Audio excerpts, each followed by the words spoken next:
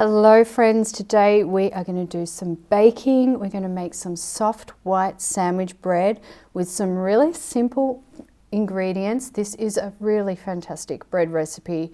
It is so soft, so delicious and so fresh. The full recipe link is down in the description below, so make sure you check that out. But we start with about 600 to 620 mils of warm water. And I'm going to put that in a mixing bowl. I do use a mixer for this recipe. Then I'm going to put in 3 tablespoons of sugar. Yes, that is totally negotiable. You don't even have to put the sugar in if you don't want to.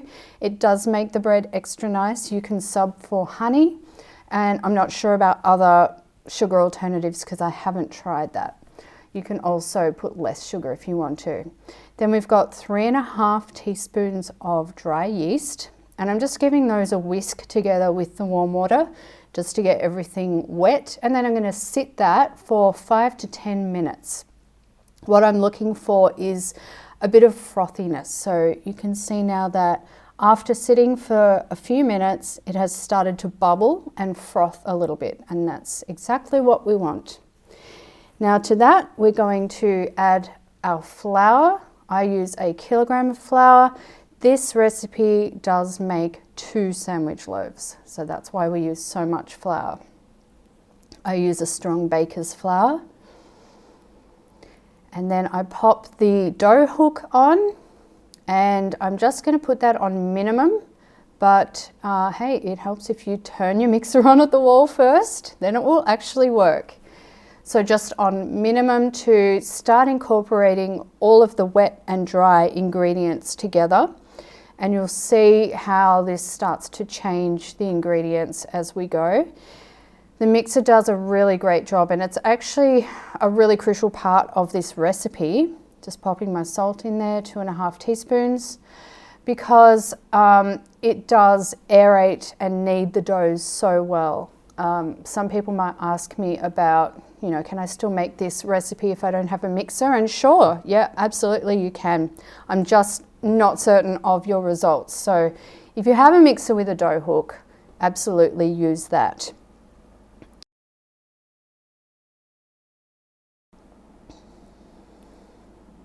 Now, after all of the ingredients have started to incorporate, we're going to put in another key ingredient, and that is some softened butter.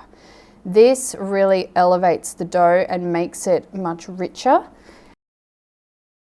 And it adds a little bit of fat or oil, which also makes the dough more moist. Make sure you have your butter out and softened beforehand so that it mixes right in with the dough. So at this point, we have all the dry and the wet ingredients mixed together quite well. And that is a good indication of when you can start putting your butter in. So I just usually cut it into little cubes like this, and my butter's nice and soft. It's been sitting out of the fridge. And I just pop in the 2 tablespoons worth that way. Now to start with, the butter might sort of go around and around with the dough. You can probably see that's happening a little bit there. But in a moment, we're going to turn the mixer up, and then the butter gets incorporated beautifully.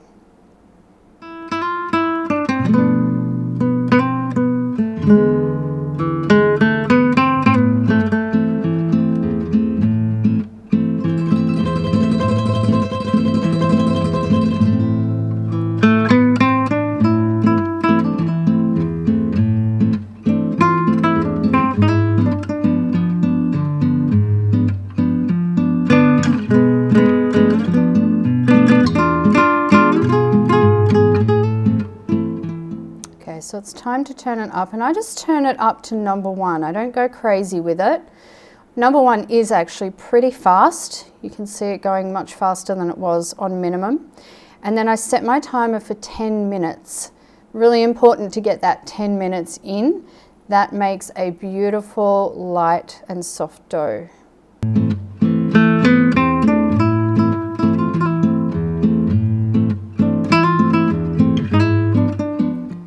this is how the dough looks after that 10 minutes of kneading with the machine. There we go, it's absolutely beautiful. And it's ready to go on to the next step.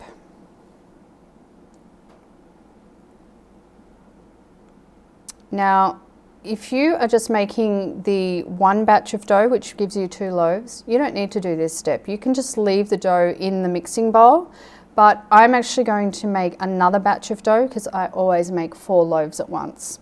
So I'm putting that batch, my first batch of dough, into an oiled bowl, just slightly oiled on the bottom, and then I use a plastic cling wrap over the top.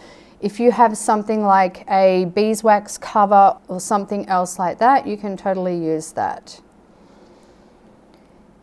Now I set that out for, it depends on the temperature in your kitchen. Mine took about an hour to rise that much. It really does depend on the day. If it's very warm in your kitchen, it'll probably only take half an hour or so. Today, on this day that I'm baking, it's not a very warm day.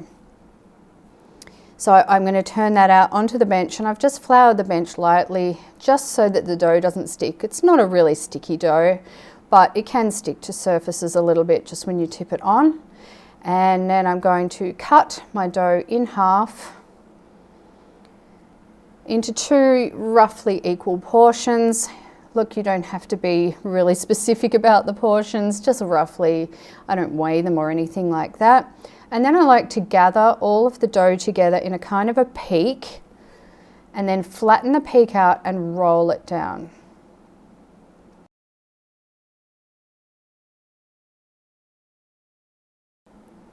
You can use a different technique if you want to. I like doing it this way because it doesn't press too much of the air out of the dough.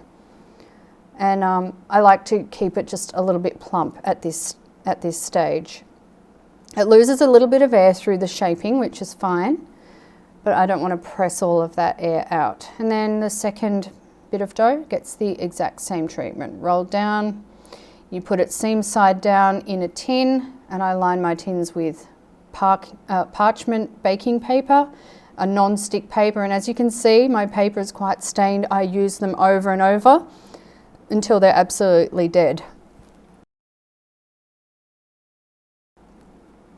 Now you can flour the tops of those loaves a little bit and use the same plastic cover from before to pop over the top of those loaves. Now you're not going to get a seal on it this time because of the baking paper sticking up, but just do your best. Just have it laying over the top, and we leave those for about 20 minutes while we preheat our oven, 200 degrees, fan forced.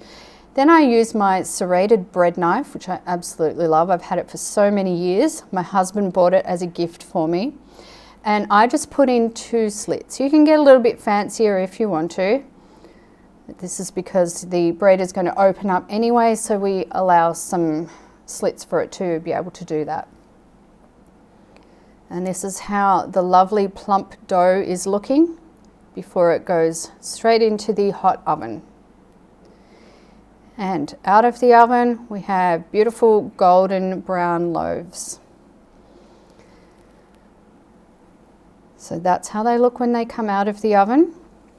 And then of course we want to transfer them to a baking rack to cool. I know it's very tempting to cut into a loaf straight away, but it's well worth waiting at least a little while. If you can't wait until the bread's completely cool, then that's okay. I understand, especially if you've got children around and they just want to crack into it. But at least wait until they have mostly cooled, and that way you won't lose so much moisture when you cut into the loaf. So onto the baking rack until they're cooled. And this is what we have. I hope you enjoyed this video. Don't forget to check out the recipe down below. It has all the details that you need. And I really hope that you enjoy making this bread.